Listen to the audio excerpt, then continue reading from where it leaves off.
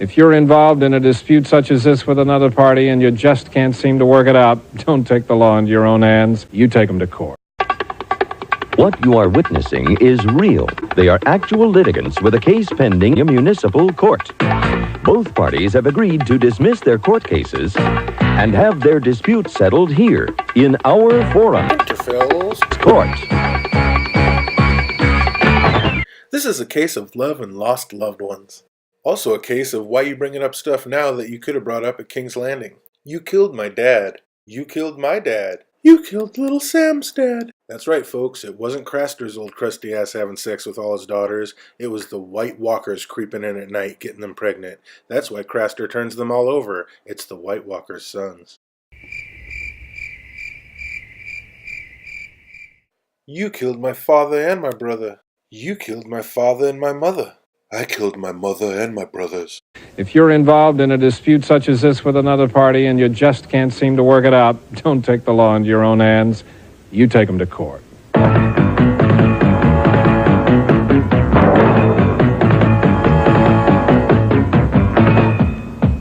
Now, after the trial, I don't know if Danny was more upset about having to let Jamie go or about Jon Snow just snubbing her and walking away. Either way, this was just one more of the many foreshadowing scenes that little T might not be around much longer. And speaking of foreshadowing, this scene is all about it. I love how they show Gendry at the forge, and I always love how they bring Arya in. Like in this scene, when Arya walks in the exact same time they're bringing in the dragon glass, almost like she's the ultimate weapon. Or is the ultimate weapon the way she's looking at Gendry right here, knowing that they're about to forge the true sword. And I get that this is foreshadowing, but the banging is a bit much. I've heard people say that. And we always knew Jaime didn't exactly feel great about it, but it was nice to see him actually apologize.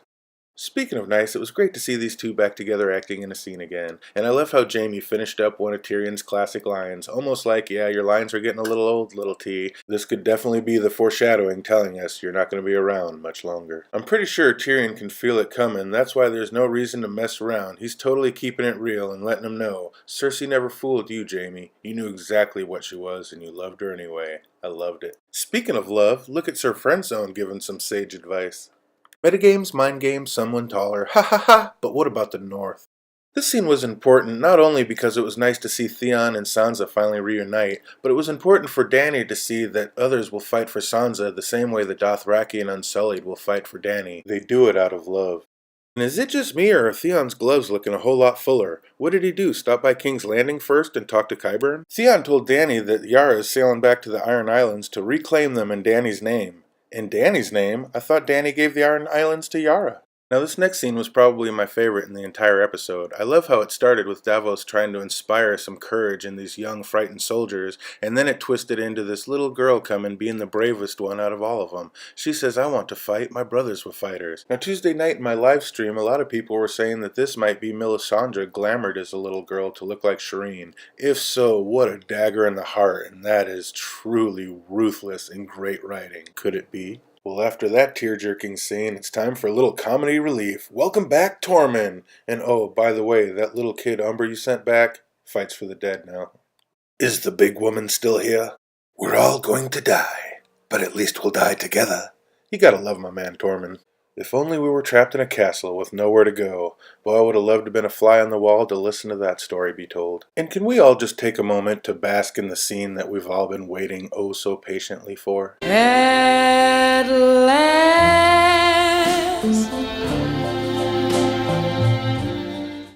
And please don't let this be a sign that just the fact that we saw him now he's gonna die.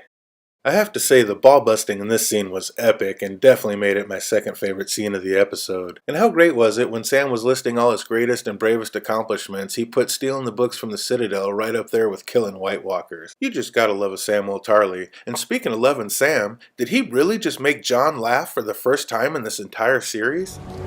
Last man left, burn the rest of us. I wish Father could see us now. And it was great when Brienne tried to tell Paddy he could only have half a glass of wine when he's getting ready to fight the greatest battle of all time. Get it, Tyrion. Fill that glass up. And how fabulously uncomfortable did it get when my man Tormund hit the scene. Holy shnikes. Would you like a drink? I brought my own. I really thought this was a nice cute bonding scene between Arya and the Hound, until I realized what she was getting drunk for. Arya, no! In this next scene, Arya gets her staff, and that's all I'm going to say about that. I've heard. No. Just no. Gah! At least we'll die with honor. I thought this line was pretty cheesy until I saw later what it stood for. I'm no king, but if I were, I'd knight you 10 times over. You gotta love my man Tormund, and this gives Jaime an idea. Or is it just all part of the pissing match? Either way, we get our second sourpuss character finally cracking a smile. Oh man, I'm so divided on this one. I mean, I love my little she-bear wanting to stand up and fight for the North, but she is my little she-bear and she should be down in the crypts where it's safe. Jorah gets a new sword, but if they win, does he have to give it back? How about a song? Now I knew when Tyrion asked for a song that it was going to be Podrick that sang, but I didn't know it'd sound that good.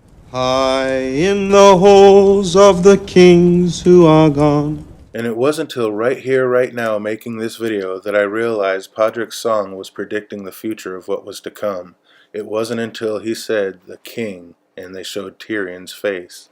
I mean, I have a Funko of it, so it must be true. But seriously, go back, listen to this song, and watch all the people that it show, and that's when it's talking about the ghost. Those are going to be all the people that die.